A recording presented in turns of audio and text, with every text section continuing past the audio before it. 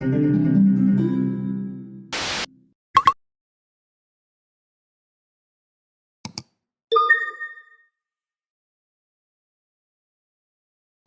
倫多嘅越南粉啊、越南包啊呢啲鋪頭呢，開完一間又一間啊。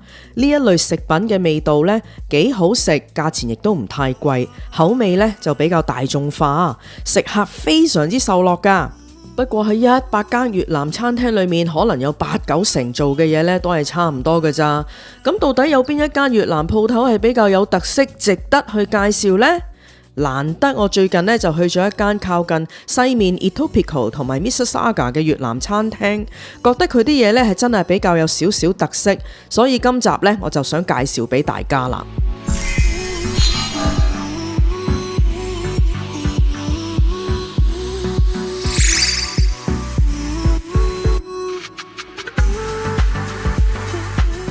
我哋成日都想嚟呢一間，好多人介紹呢間俾我哋。從來冇同我講過你想嚟㗎。Mississauga 嘅人叫我嚟呢度㗎。咁近屋企你都唔帶我嚟。好，今晚試。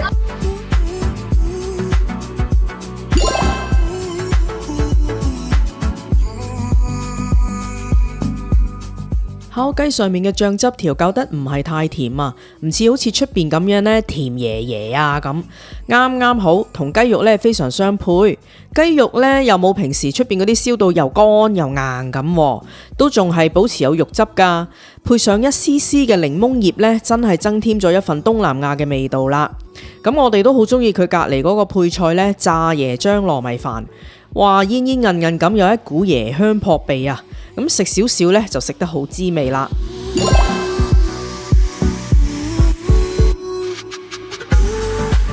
我已經幫你落晒啲香料㗎喎，哇！豬腩肉、扎肉、豬紅粉，香料全部落晒。佢嘅香料葉呢係特別啲㗎吓。唔係淨係 basil 同埋嗰個越南 coriander。餐廳上菜嘅速度都算快啊！由於我哋呢係所有人分享食物啦，我又唔敢拍太耐，怕場面混亂啊！好快講一講呢碗順化米粉啊！嗱，係好食嘅，除咗啲料係夠足之外呢，餐廳亦都提供一啲唔同品種嘅香草俾你。喜歡中意食越南香草嘅人呢，就會好中意啦。另外有一位越南華僑呢，當晚其實同我哋一齊食飯㗎，佢食得出呢一碗粉呢，嗰個湯底係用咗一啲順化沙爹醬。咁特別，仲叫我哋話一定要撈埋一齊食先至夠香。咁所以如果想食好味嘅順化粉嘅話呢，一定要嚟呢一度試下啦。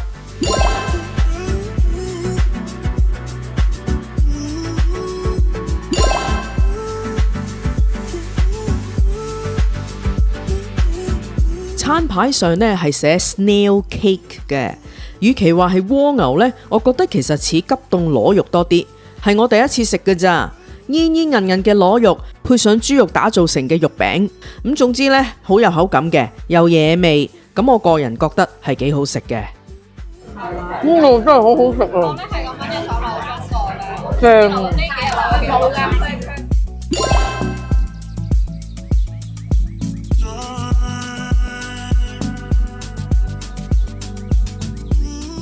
呢個沙律好清新咁啊，唔係洋葱嚟㗎，係 banana blossom 嚟㗎，係咪？係咪嗰個 calamari 嗰個嘢啊？好清新啊！呢一個沙律，勁好食啊！酸酸味味芝麻味好香，佢加咗好多嗰啲油啊、雞油啊，燒過嗰個魷魚好香啊！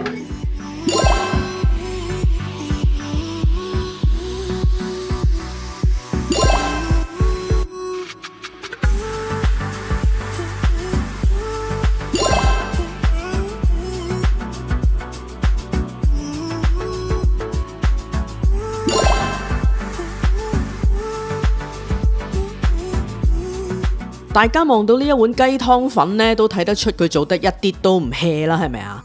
出邊有啲越南餐廳用嘅雞肉質素呢，係一般嗰啲白切雞肉啊去做嘅，個湯底呢亦都冇乜特別。但係呢一度嘅湯底呢，味道好啦，配上一絲一絲質素唔錯嘅雞肉呢，咁樣真係幾好食噶。另外其他小吃呢，亦都非常惹味。個炸豆腐充滿東南亞嘅味道啊，酸酸甜甜咁樣。羅望子蝦同埋魚露雞翼呢，都好好食啊。似乎呢一間餐廳嘅所有食物呢，都喺其他越南餐廳呢難揾到㗎。亦都係因為咁樣呢，所以我覺得係值得推介俾大家一試。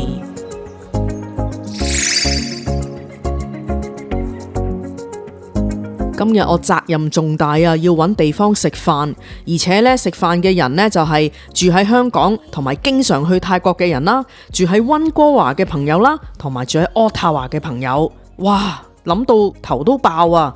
不過上一次喺 Mississauga 食得咁開心，於是乎我就約咗佢哋嚟 Etopical 呢一間分店啦。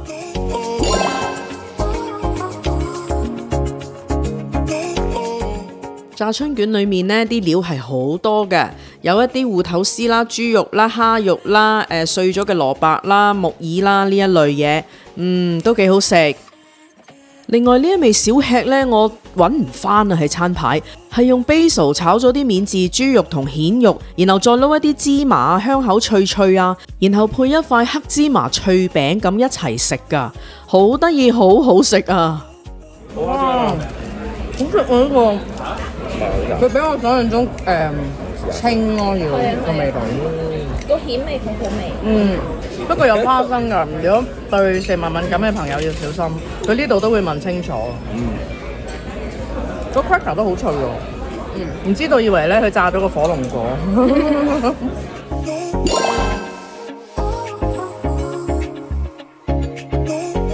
嚟自溫哥華嘅男士咧就要咗呢一碗牛肋骨湯粉。呢度做嘅牛肋骨雖然冇我之前介紹 Jane and Finch 嗰間牛肋骨湯粉咁長咁大條啊，但係做法係唔一樣嘅喎。牛肋骨咧炆到好腍，而且用嘅湯料咧係黃色底嘅，可能係黃薑粉。碗粉嘅份量其實非常之大啊，連一位男士都食唔晒㗎。好香好嘢味，做法比較特別，無奈啦，佢價錢亦都比較貴。之前喺本店食過一餐呢，我哋都有嗌過順化湯粉嘅，哇！但係呢，每個人都分一啖呢，真係唔夠喉，所以今日呢，我自己要一碗嚟食啊。OK， 個湯咧飲落去，你唔好望落去好似好濃咁樣啦。咁但係其實你飲落去嘅時候咧，你唔覺得係話好重味精啊，或者但係你飲到嗰個湯嗰個鮮味咁正，可以試下。嗱，大家可以唔信我，但係咧同我同台食飯呢，係有一位經常住喺泰國嘅香港人，一位住喺渥太華嘅廚師，同埋一位住喺溫哥華好嘴刁嘅人，佢哋三個都話呢一度啲嘢好食啊，可信性好高啊！呢一間店做嘅水準呢，同本店其實唔係差太遠，係唯獨是嗰個螺肉餅呢，就冇本店咁好食，咁所以大家如果嚟呢一間嘅話呢，就唔好嗌螺肉餅啦。